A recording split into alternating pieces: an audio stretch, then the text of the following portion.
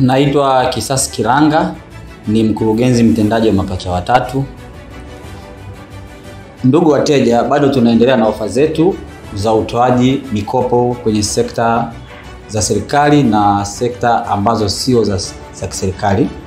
Lakini pia tumeongeza product nyingine ya mikopo inaitwa Gari Lako Mkopo Wako.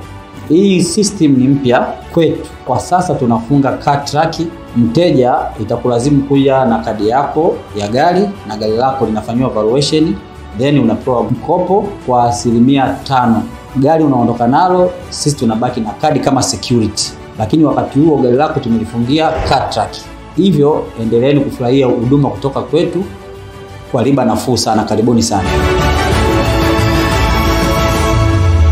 Nawapongeza sana Mapacha Watatu Microfinance kwa kusaidia watumishi wa serikali kwa mikopo isiyo na mashaka.